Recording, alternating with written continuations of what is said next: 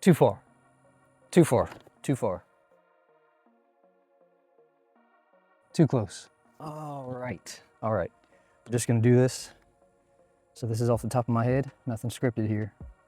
We have the Samsung Z Fold 6, the blue color. Also, we have the Samsung Z Fold 7. I think this is a major winner this year with the Z Fold 7. It's a huge change in the form factor. They've made it taller.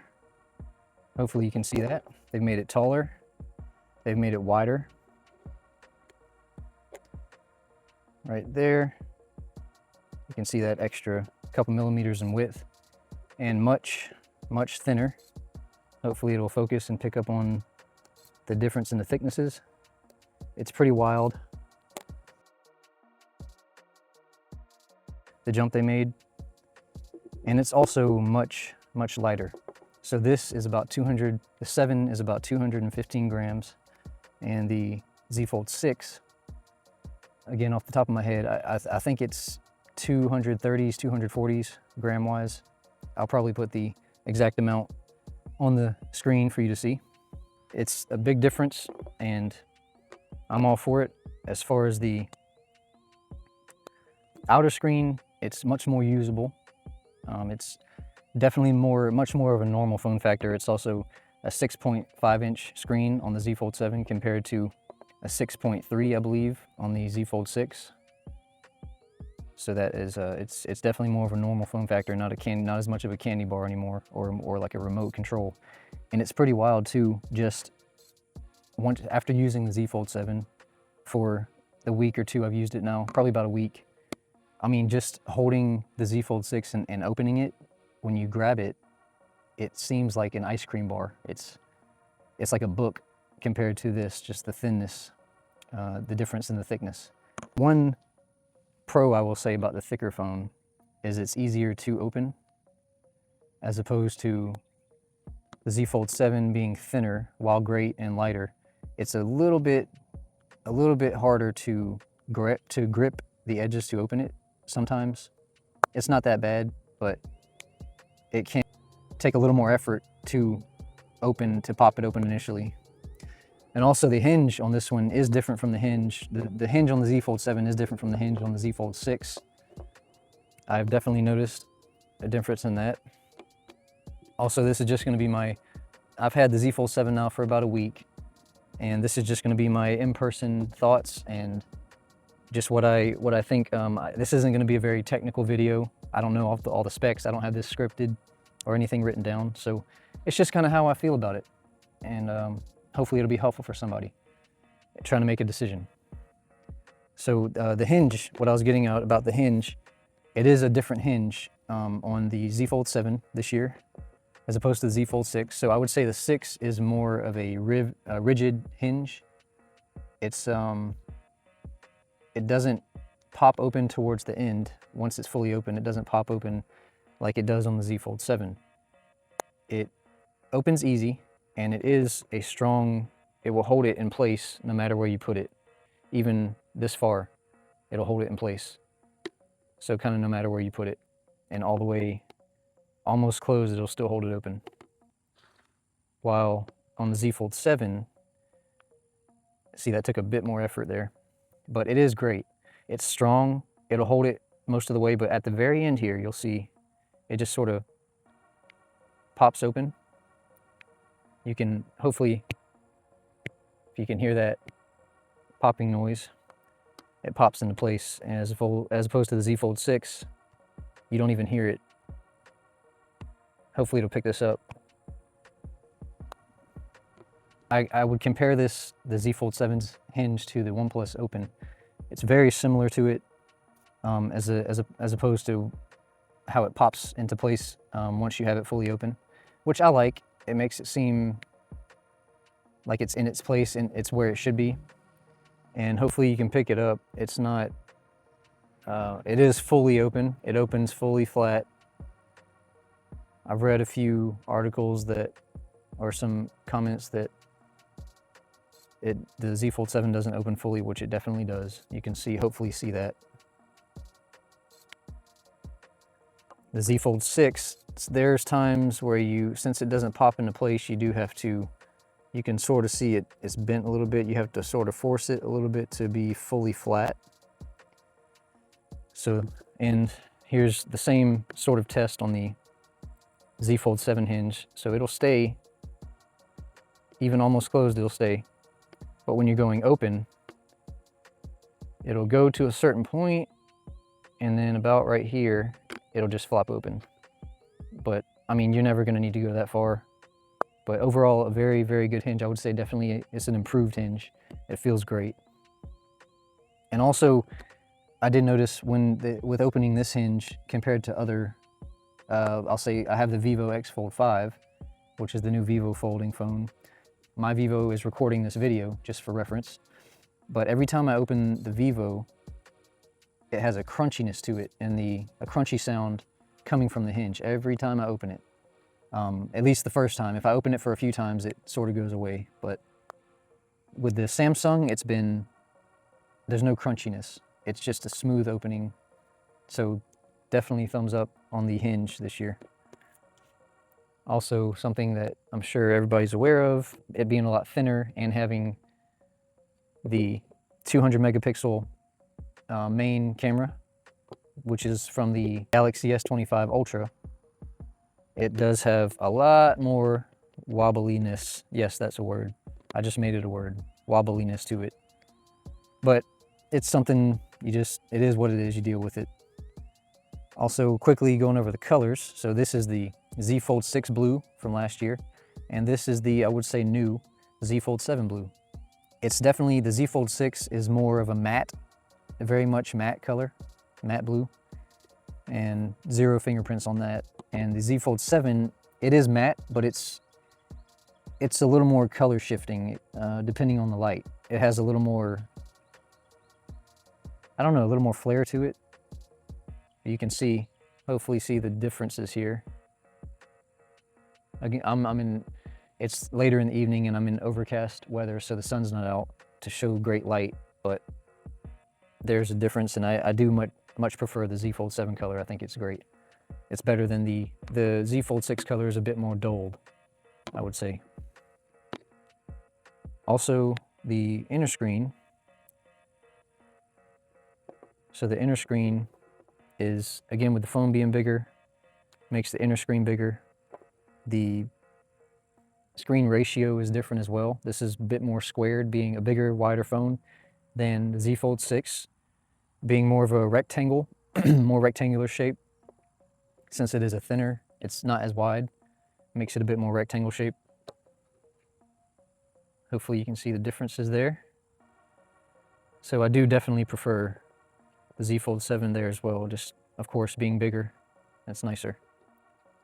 So there's those, and here's the back side. The Z Fold 7 this year is much thinner. It's about 3 millimeters thinner actually. 8.9 millimeters thick when folded.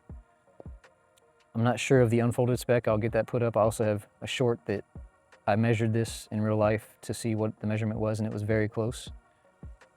And the Z Fold 6 is, I believe, 12.1, or the claimed thickness is 12.1 folded. So that's just over 3 millimeters difference in thickness, which is pretty wild. But it being so much thinner, the Z Fold 7 being so much thinner, it's also lighter, much lighter than the Z Fold 6 relative to foldable phones. It still has the same size battery, 4400 milliamp hour. The Z Fold 6 has the Snapdragon 8 Gen 3 chip, and this has the Z Fold 7 has the Snapdragon Elite chip. Both of them have 4400 milliamp hour batteries. That's a big leap away from the Chinese foldable phones. For instance, my Vivo X Fold 5 that I have has a 6000 milliamp hour battery, and it charges much faster. I believe it's about 80 or 90 watts wired and 40 watts wireless. And for instance, these two, I believe they're still at 25 or 30 watts wired and wireless is, I believe, 15 watts. I'll fix that if it's different. It may be more. So being a much smaller battery than some other phones like the Chinese foldables, and having much slower charging speeds, it works out fine for me, because just on my day-to-day, it gets me through a full day. Usually I'll get up around 4:35-ish in the morning, and I'll do a workout and for about 45 minutes or so, and I'm listening to music the whole time for that. Might have some quick time on it, maybe editing for about 15 or 20 minutes after the workout, and then I head to work, and usually I'll listen to music for the first half of the day, so about 4 hours or so, and my way to work, about 30 to 40 minutes of a drive, I'll be listening to music, or sometimes, usually I'll watch listen to a YouTube video on the way to work, so the screen is on the whole time for that. And the second half of the day, I will, usually I'll listen to more YouTube videos, or I'll listen to something on Spotify. But if I'm listening to the YouTube videos, the screen is on the whole time while it's in my pocket. So that's another 4 or 5 hours of listening to something. And then again, on the way home, 30-40 minute drive, 30-45 minute drive. And I'm usually listening to something on YouTube, so the screen's on for that whole time. And then when I get home, I don't use it as much when I get home. But for me, lately, at the end of the day, 10:30 to 11:30, ending the day between 20 to 25%, I would say. And so it gets me through a full day fine with what I do. I wouldn't say I'm a heavy user. That's subjective, but I would say I'm not a heavy user. And I don't take very many pictures at all. I don't do too many videos unless I'm doing this content.